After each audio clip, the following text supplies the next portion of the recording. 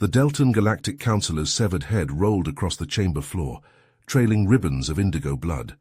Ambassador Philip Morgan lowered his plasma pistol, smoke still curling from the barrel. "Anyone else have a problem with humanity?" he growled. Morgan's actions sent shockwaves through the Galactic Council. For millennia, these enlightened beings had resolved their differences through civil discourse and negotiation. Resorting to violence during a council session was unthinkable. Yet the humans, the newest species to achieve interstellar travel, had a different approach. The trouble began when human mining vessels began extracting resources from an unclaimed asteroid belt. The Deltans dispatched a patrol ship to investigate, claiming the asteroids fell within their territory.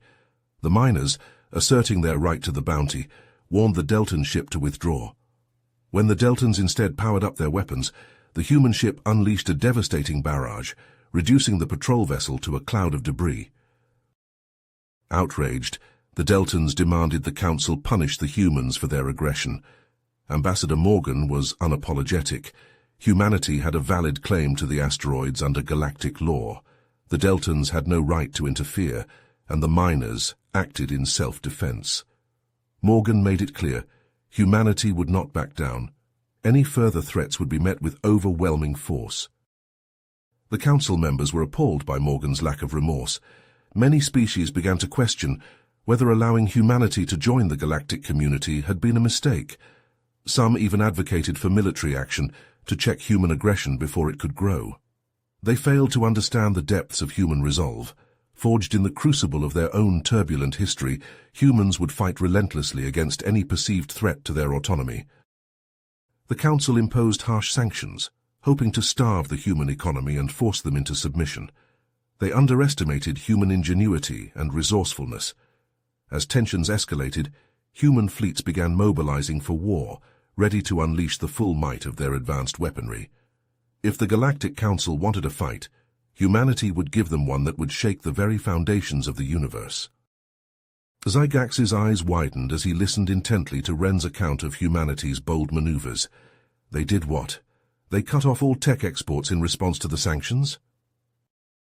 Ren nodded gravely. The humans played hardball. Ambassador Morgan made it clear. No human tech would be shared with any council races as long as the sanctions remained in place. He framed it as protecting human interests, making sure our own technology couldn't be used against us. "A shrewd move," Zygax commented. "The Council has become quite dependent on human tech advancements, hasn't it?" "Extremely so, especially in medicine and energy production. The Deltans were hit the hardest. Their most advanced power plants run on human fusion reactor technology. Once the humans stopped providing replacement parts and expertise, Deltan energy infrastructure started breaking down within months." Zygax shook his head in disbelief. Unbelievable. But surely the Council didn't just sit by and let this happen. "Oh, they definitely tried to fight back," Ren replied. "They called an emergency session, demanding the humans resume tech exports immediately. But Ambassador Morgan wouldn't budge.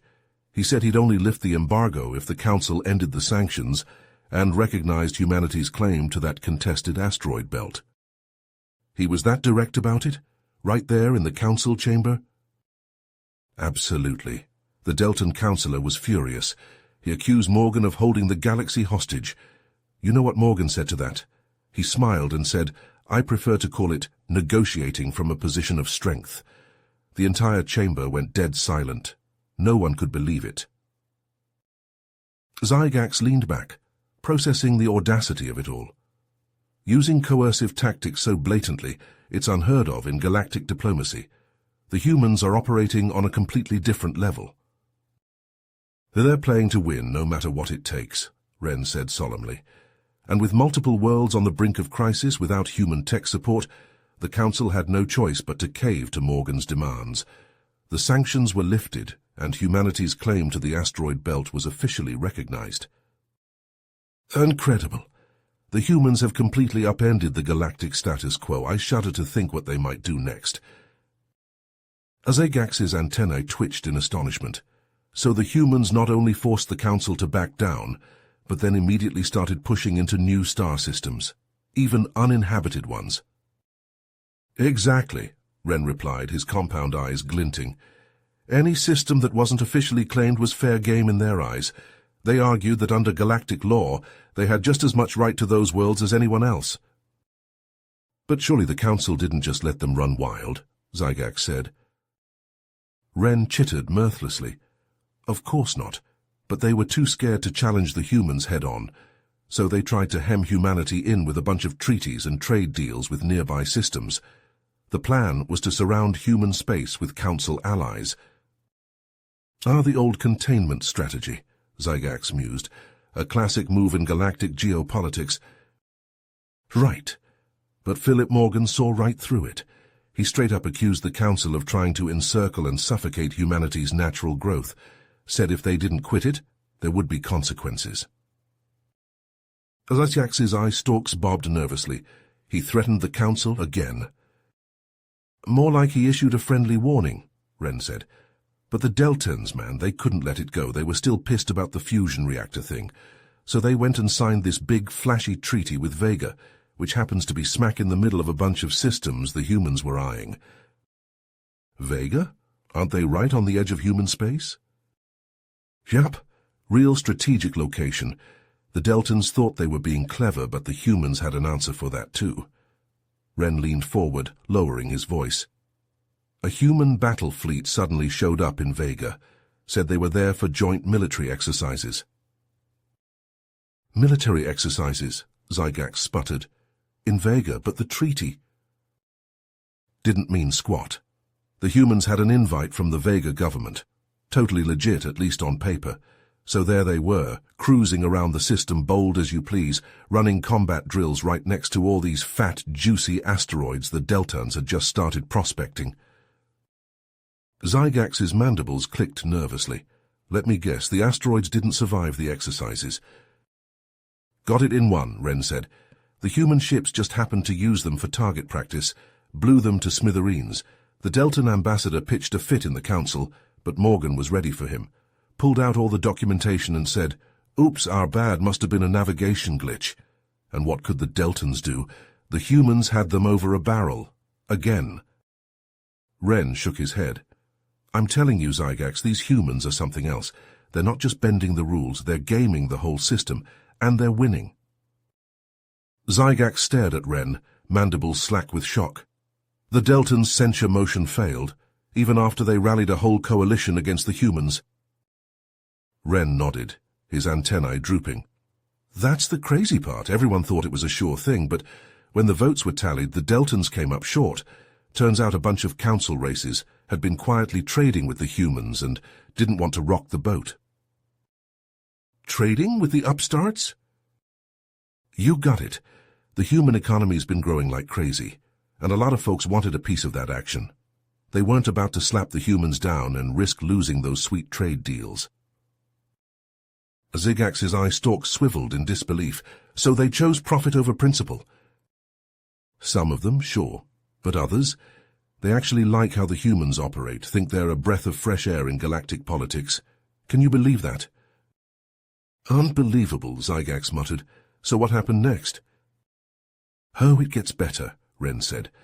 After the Deltan motion crashed and burned, this block of neutral races suddenly introduced their own resolution. But instead of condemning the humans, they wanted to praise them. Called humanity a dynamic and rising power, and pushed for closer ties. They didn't.